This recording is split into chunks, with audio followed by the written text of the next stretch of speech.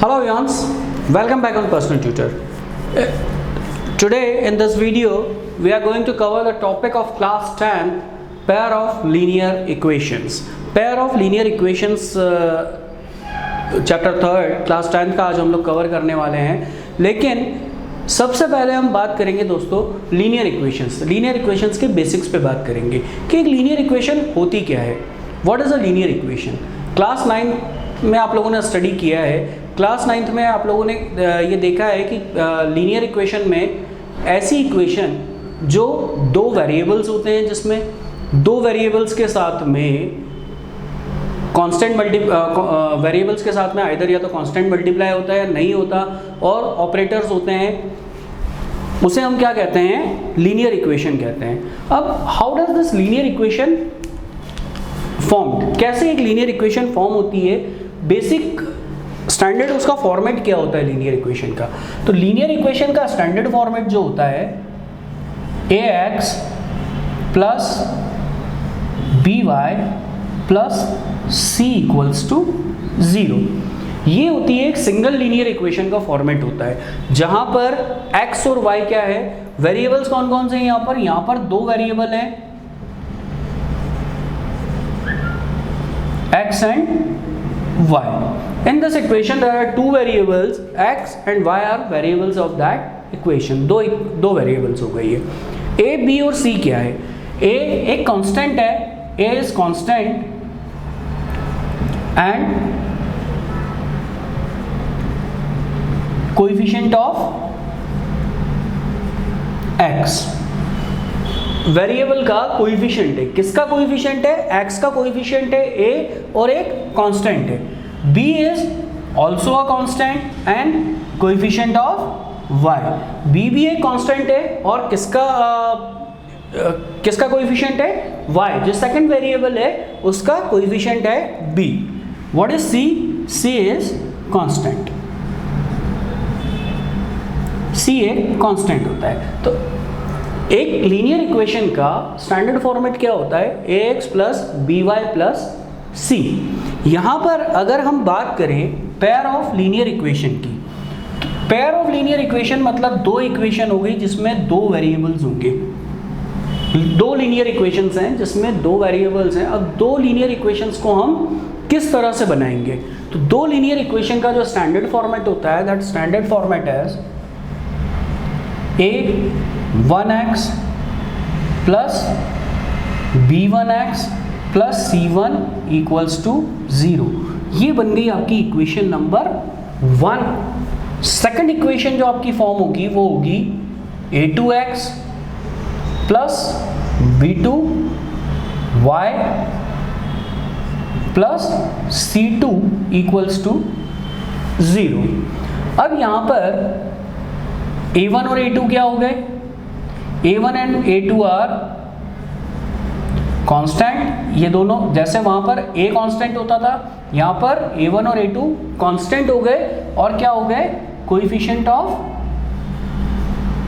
x। Equation number 1 और 2 में x के कोएफिशिएंट हो गए, क्या हो गए, a1 और a2।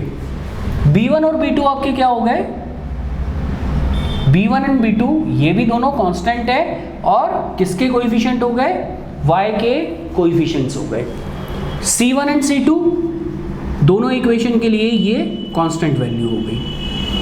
तो पेयर ऑफ लीनियर इक्वेशन की जब बात आती है तो स्टैंडर्ड फॉर्मेट सेम है, लेकिन हमने क्या किया है, a की जगह पर a1 a2 ले लिया है, b की जगह पर b1 b2 ले लिया है और c की जगह पर c1 c2 ले लिया है। तो ये हमारा स्टैंडर्ड फॉर्मेट हो गया पेयर ऑफ लीनियर इक्वेशन का।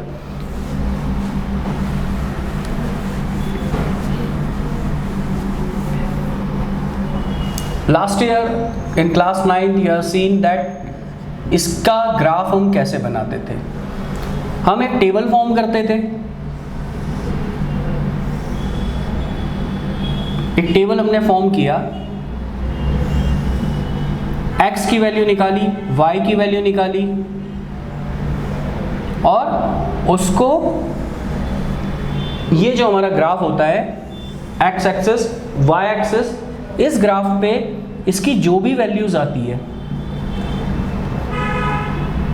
उसको हम पुट कर देते थे तो हमें क्या मिलता था, एक सिंगल ग्राफ की एक सिंगल लाइन मिलती थी, एक सिंगल लीनियर ग्राफ मिलता था जिसको हम जिसके ऊपर इक्वेशन को लिख देते थे, जो भी हमारी इक्वेशन होती थी। सपोज हम ये मान लेते हैं कि इसका जो ग्राफ बनेगा वो कुछ इस तरह से बनेगा, इसके अलग अलग पॉइंट्स को हम डिनोट करके और इसके ऊपर क्या लिख देते थे, ax + by + c = 0।